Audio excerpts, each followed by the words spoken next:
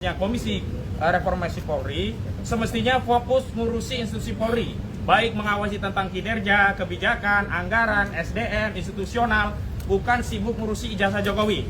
Dan salah satu legasi institusi Polri yang perlu dikoreksi adalah gemar melakukan kriminalisasi. Dan karena kriminalisasi itulah hari ini klien kami Pak Roy Suryo dan kawan-kawan menjadi statusnya menjadi tersangka begitu. Jadi sekali lagi jangan lencengkan atau jatuhkan marwah institusi yang baru dibentuk oleh Pak Prabowo untuk mendamaikan ijazah palsu.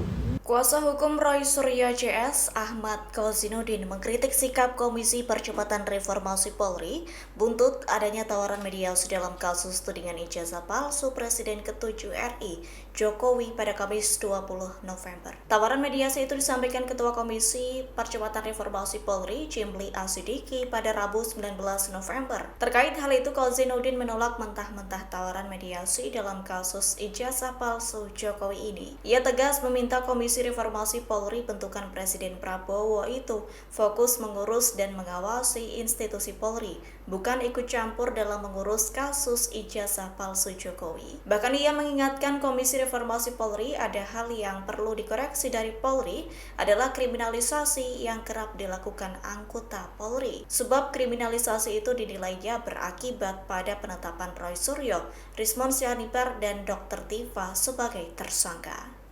Sekali lagi tidak ada kompromi antara al-haq dan al-batil. Sehingga kami tegaskan kepada seluruh rakyat Indonesia, Pak Rismon, Pak Roy, dan yang lainnya tetap membersamai aspirasi seluruh rakyat Indonesia yang ingin membuka kasus ini sampai tuntas ke akar-akarnya. Jadi kalau ada pihak-pihak yang mengaku punya kepentingan, punya kapasitas atau mengaku juru bicara atau apapun, termasuk kemarin kami komplain Saudara Faisal Assegaf yang tiba-tiba bicara tentang perdamaian, juga Prof. Jimli Asidiki yang bicara tentang mediasi, karena ini kasus pidana, bukan kasus perdata. Kemarin waktu saat kasus perdata, Saudara Joko Widodo berulang kali di mediasi justru tidak pernah hadir. Hari ini di kasus pidana yang Saudara Joko Widodo sendiri melaporkan, maka Saudara Joko Widodo harus masuk ke pengadilan.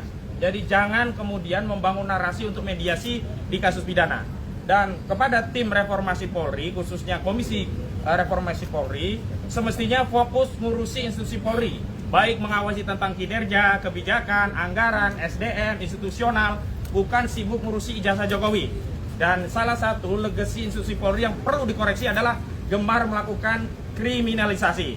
Dan karena kriminalisasi itulah hari ini klien kami Pak Roy Suryo dan kawan-kawan menjadi statusnya menjadi tersangka begitu. Jadi sekali lagi jangan lencengkan atau jatuhkan marwah institusi yang baru dibentuk oleh Pak Prabowo untuk mendamaikan ijazah palsu. Sekali ijazah itu diprotes oleh rakyat, tidak boleh dihentikan di tengah jalan, karena ini harus dituntaskan di era kita, tidak boleh kita wariskan kepada generasi selanjutnya.